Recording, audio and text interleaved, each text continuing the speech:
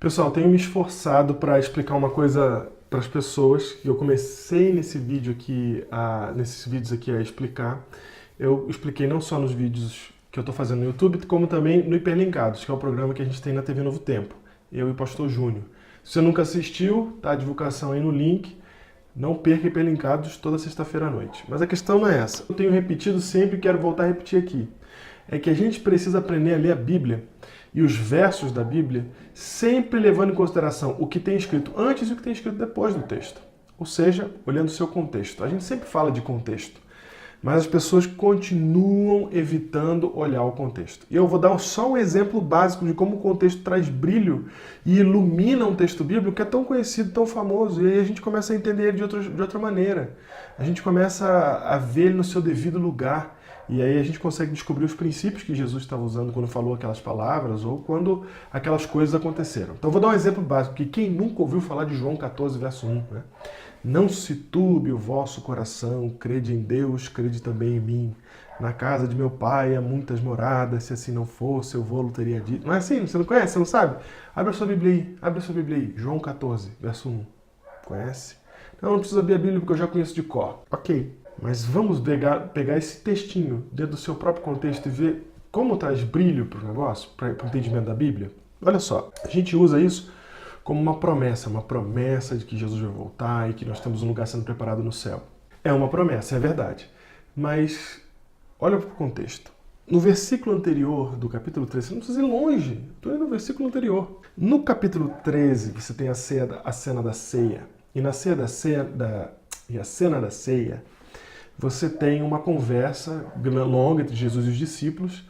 Num determinado momento, Pedro fala assim: Senhor, aonde o Senhor vai, nós vamos também. Porque Jesus tinha dito assim: para onde eu vou, vocês não podem ir. Aí Pedro fala assim: como que não?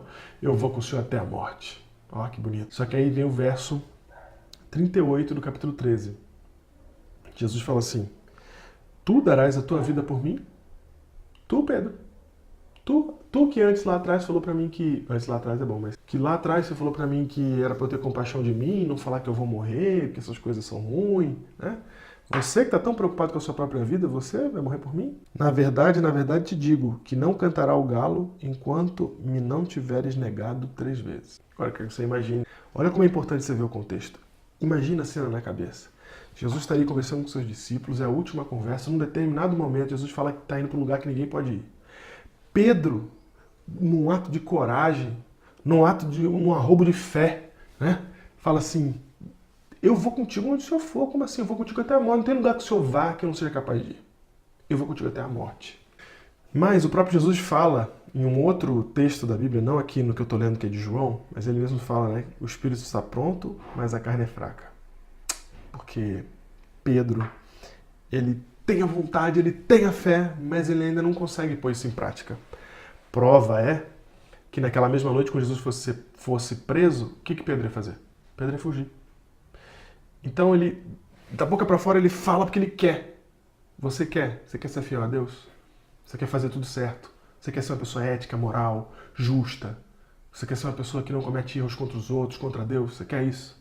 Então, às vezes a gente quer muito essas coisas. A gente acha que está pronto só porque quer. E aí Pedro achava isso. Aí Jesus fala assim: não, cara, calma. Porque ainda essa noite você vai me negar 3 vezes. Quando Jesus fala isso para Pedro, como é que você acha que Pedro se sentiu? Só um detalhe importante. Judas já tinha saído da cena. E quando Judas saiu da cena, ele sai da cena como traidor. Porque Jesus indica quem é o traidor. É aquele que molha o pão no suco de uva. Judas molhou o pão. Judas deu o sinal. Esse é o traidor. Aí ele fala para Judas: vai lá e faz o que tem que fazer. Judas pega e sai de cena. Então eles acabam... E tem mais. O próprio Jesus fala que entre eles um é o diabo. Então tem um diabo ali, que é o traidor, que é Judas, que sai de cena. Pedro fica. Nessa de Judas abandonar, nessa de Judas ser o traidor, nessa de Judas aparecer alguém que não está com o grupo, Pedro fala: eu estou com o grupo, eu vou com o senhor até o final. Jesus fala, né? Você até quer, mas você não vai conseguir ainda, né? Como é que Pedro fica? Como é que você se sentiria? Não é um banho de água fria? Mas Jesus não está jogando banho de água fria porque ele quer jogar um banho de água fria. Mas tem um motivo pelo qual Jesus está fazendo isso.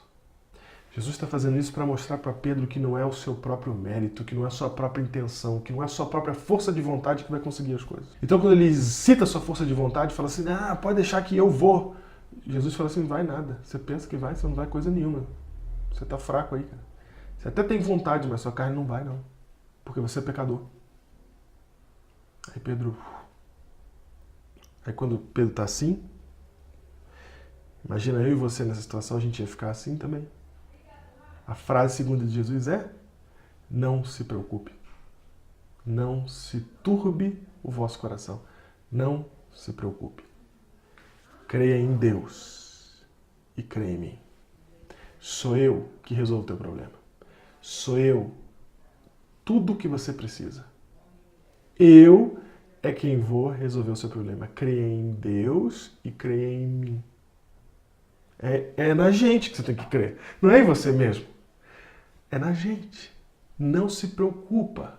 Não se conturba. Não se desespera. Não fica com medo. Não fica desanimado. Confia em Deus.